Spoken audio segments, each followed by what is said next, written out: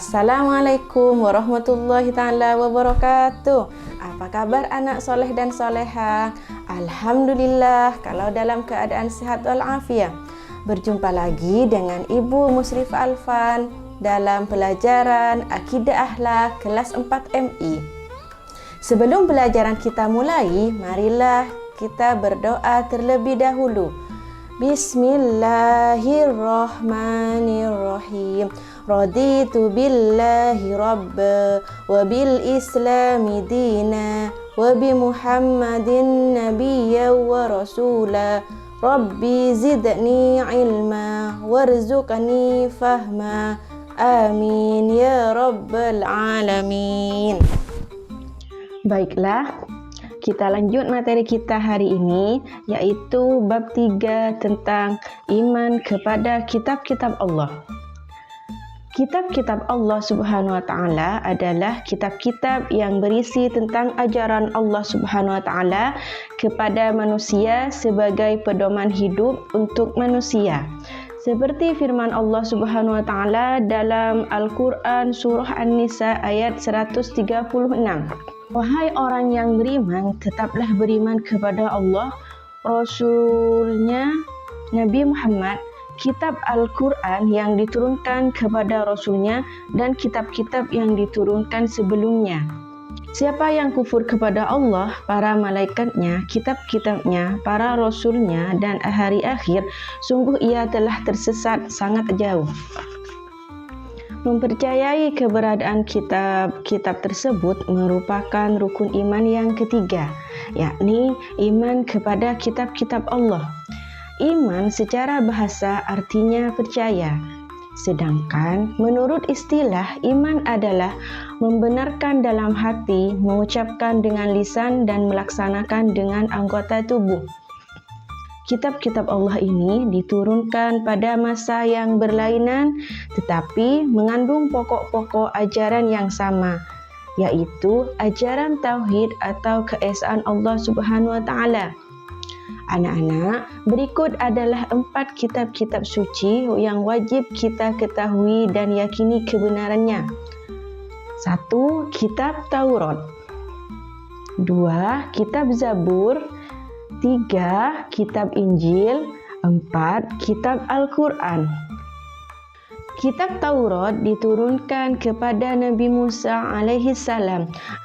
Kitab Taurat diturunkan sekitar abad ke-12 sebelum Masehi di daerah Israel dan Mesir dan berbahasa Ibrani. Kitab Taurat berisi tentang keyakinan untuk menyembah Allah dan larangan menyembah berhala. Kitab Taurat ini diperuntukkan kepada Nabi Musa sebagai pedoman dan umatnya. Seperti firman Allah dalam surah Al-Isra ayat 2, artinya, dan kami berikan kepada Musa kitab Taurat dan kami jadikannya petunjuk bagi Bani Israel dengan firman, janganlah kamu mengambil pelindung selain aku. Kedua, kitab Zabur. Kitab Zabur diturunkan kepada Nabi Daud alaihissalam. Kitab Zabur diturunkan pada abad ke-10 sebelum Masehi di daerah Israel. Kitab Zabur ini hanya berlaku bagi Bani Israel. Kitab Zabur berisi tentang beberapa zikir, pengajaran, dan hikmah. Seperti firman Allah dalam Al-Quran surah Al-Isra ayat 55. A'udzu billahi minasyaitonir rajim. Bismillahirrahmanirrahim. Wa ataina Dauda zabura. Wallahu a'lam. Artinya, dan kami berikan Zabur kepada Daud. Yang ketiga, kitab Injil. Kitab Injil diturunkan kepada Nabi Isa pada abad pertama pertanggalan Masehi. Kitab Injil berbahasa Yunani yang dalam bahasa Arab artinya kabar gembira. Kitab Injil berisi tentang keterangan dan ajaran-ajaran yang membenarkan atau memperkuat ajaran yang terdapat di dalam kitab-kitab sebelumnya. Seperti firman Allah dalam Al-Quran surah Al-Ma'idah ayat 46. Artinya, dan kami teruskan jejak mereka dengan mengutus Isa putra Maryam, membenarkan kitab yang sebelumnya yaitu Taurat, dan kami menurunkan Injil kepadanya.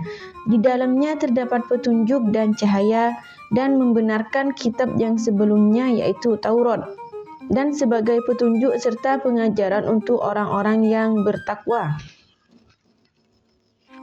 Yang terakhir yaitu kitab Al-Quran.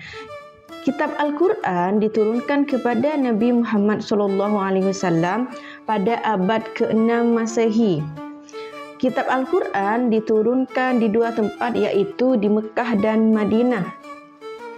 Dari keempat kitab Allah Subhanahu wa Ta'ala yang kita imani, hanya Al-Quranlah yang wajib kita ikuti sebagai petunjuk.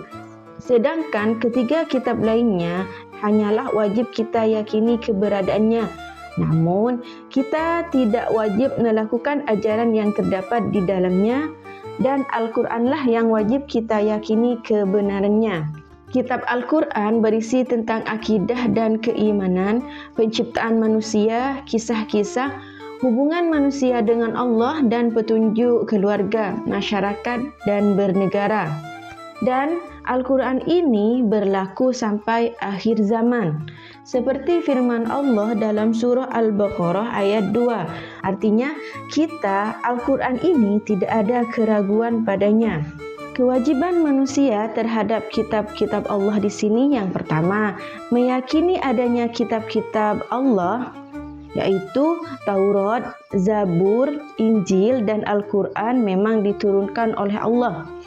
Yang kedua, membenarkan seluruh berita-berita yang terdapat di dalam Al-Quran dan kitab-kitab lainnya yang masih asli. Yang ketiga, mengerjakan seluruh ajaran yang ada di dalam Al-Quran. Di samping kewajiban manusia terhadap kitab-kitab Allah, terdapat juga beberapa hikmah dengan beriman kepada kitab-kitab Allah.